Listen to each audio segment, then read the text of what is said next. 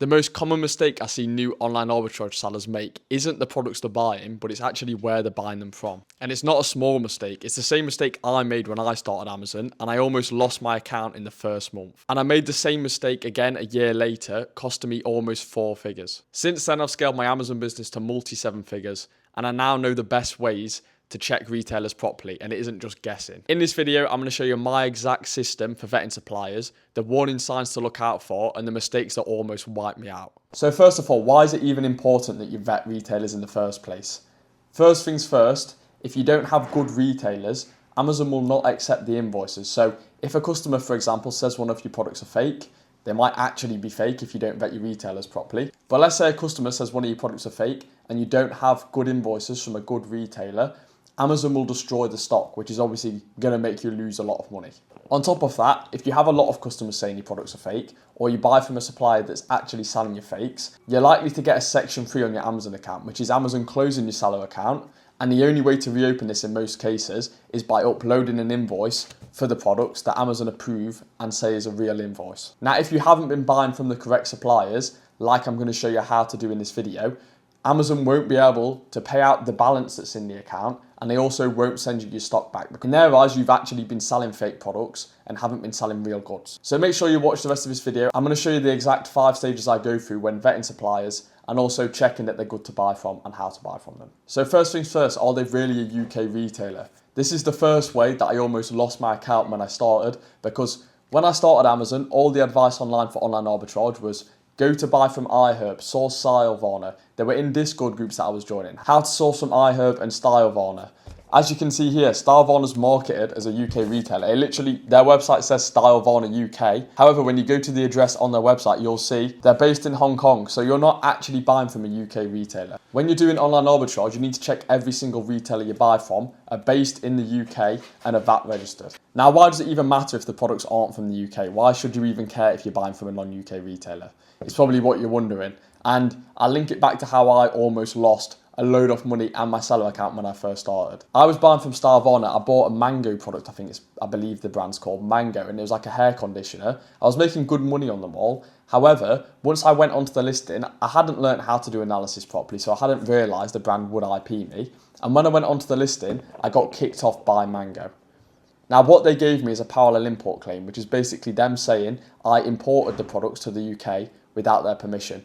And when you hear IP claim or you hear about brands kicking you off a listing, this is normally what they're going to do it by saying. Now, if you've bought from a UK retailer, it's quite easy to get these removed with an invoice and get the violation cleared. However, because I'd actually done parallel import and I'd bought them from Korea without Mango's permission and moved them into the UK to sell them, I didn't have any invoice I could provide Amazon to get rid of the claim because I was guilty, I'd actually done it. Now I got an email saying Amazon would destroy my stock if I didn't upload it, which would have cost me, if they had actually done this, it would have cost me about £600, £700. However, I was very lucky that I managed to glitch it and get all the stock removed to me before they deleted it. And also my account didn't get closed, which is surprising considering I had a completely fresh seller account with an IP claim on I couldn't remove, and my account health was below 200. So I was very, very lucky I even survived going past that stage and going on to being able to sell on Amazon. I obviously had to wait 6 months for the claim to come off my account because I didn't have anything to remove it with. IP claims automatically fall off every 6 months, so I just had to wait for that to end. Now, even if you don't get an IP claim from the brand and you're only getting an authentic, it's still going to be really hard for you to remove with an invoice from a non-UK retailer, because you have to think because when Amazon are checking inauthentic claims, all they want to know is whether the products are actually real or not. And when it's not from a UK retailer, it's way harder for them to verify the stock and actually check if it's real. Because within the UK, they know most of the big suppliers, they know where it'll come from. Furthermore, if you do get your account closed via a Section 3, which bear in mind that happens way more on Korean beauty products because the brands are likely to have more issues, you won't be able to remove it if you don't have a UK invoice, because Amazon won't be able to verify the stock's real. And they also won't be able to be sure you haven't done parallel import, because when you buy from iHerb and Stylevarna, you are doing parallel import. You are importing the products without the brand's permission. Also, just as a quick note, because not many people mention this, if you are buying these products and not paying VAT on them when they arrive into the UK, you're not technically supposed to do that either. I'm not sure myself on the legalities of it, but I would recommend not doing it at a big scale at all. If you are going to do import in the correct way, like buying from EU wholesalers, buying from EU distributors, you need to look into paying VAT at the border, because on a big scale order, you need to make sure you're doing everything properly. So if a supplier's past stage 1 for me, I've checked they're a UK retailer. The way I do this is just by going to the About Us page on their site and checking they actually have a UK address listed on the website that I can look at. If they've passed that stage, I'm going to move on to stage 2, which is checking, are they selling real products? Is it an authentic supplier? Now, for checking if it's real products, I'll first start with what I see most beginners doing wrong now. Beginners will be buying from places like Kagita, eBay, OnBuy. Now, these are all marketplaces, so every single seller you can buy off these places are completely different. There's pretty much no way of you being sure whether the seller's selling real products or fake products, because every single seller's different. And in the same way, Amazon also have absolutely no way of knowing whether the supplier you bought from on these marketplaces are legit or not, which means that, of course, Amazon also won't accept invoices from any of these marketplaces. Now, once again, if you're buying from any retailer in the UK, they are going to be real products, given that it's a decent sized retailer. So this exception doesn't apply to you much if you've done the previous check. The only reason I mention this stage is because some people still buy from marketplaces just because it's in the UK, like eBay. Obviously, most of the sellers are UK based. People will buy from them anyway, which is a mistake, because there's no way of you knowing whether it's real stock or not. So you're probably wondering, once again, why does it matter whether they're real anyway? Can I just sell fakes on Amazon? Now, the reason why it matters, if you sell fake products, trust me, Amazon customers will smell it straight away. They already say products are fake just to get a refund when they're not. If you're actually selling fake products, you'll sell 10 units and you'll get 2 or 3 people say it's fake. That's going to instantly close your account if you're on a fresh seller account. Now, if this does happen, even if you've bought from a marketplace and you've accidentally bought fakes, if this does happen, Amazon will not reopen your account because you won't have invoices other than from a marketplace. There's no way for Amazon to check their real stock. There's no way for Amazon to check that it's real stock, and they're not going to reopen your account. And obviously, once you've got a seller account closed, it's very hard to open a new one. So do not buy from a marketplace when you're starting. The only exception that I'll mention where you can be sure they're real is that if you're buying off eBay, for example, and you can see that the seller is actually AO or Currys, for example, they both sell on eBay, you can be sure the stock's real, because you know that Currys is a supplier on eBay or AO is a supplier on eBay. They're a giant retailer, so you know it's real products. However, if you're selling them, bear in mind that if Amazon asks for an invoice for any other reason, for example, an IP claim, or if a customer says they're fake anyway, even when they're real, you won't have a valid invoice, because even though you've bought real stock from somewhere you know is real, the invoice you get from eBay will still just be an eBay invoice, which Amazon aren't going to accept. So now I'll move on to stage 3. This one might take a bit more explaining because it's a bit more complicated, but this is how you check. Once you know they're a UK retailer, it's not a marketplace, this is how you check whether they're a legit company. They're not just going to take your money and run.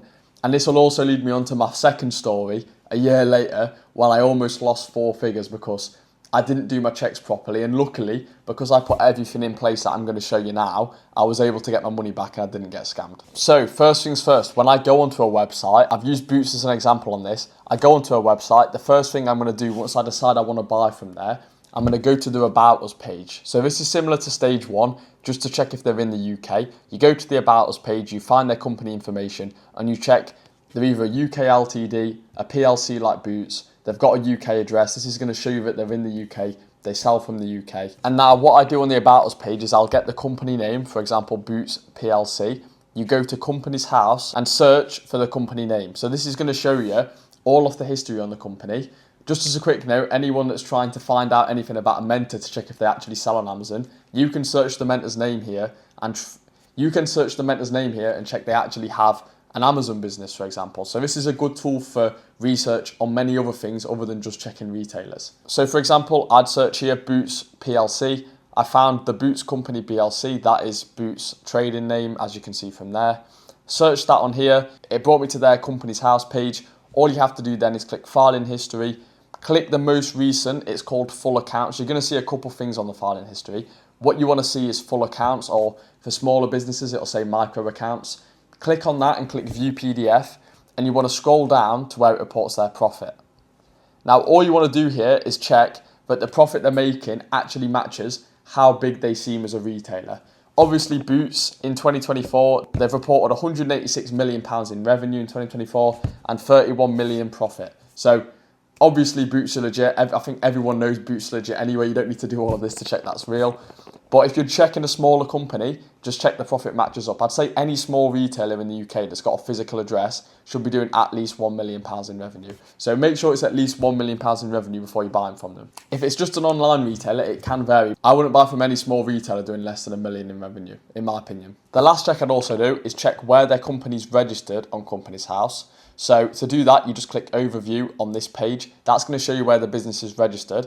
And then what I like to do is go there on Google Maps, go and look at the actual store or look at the office if they're registered at an office, and go and check it's a legit business.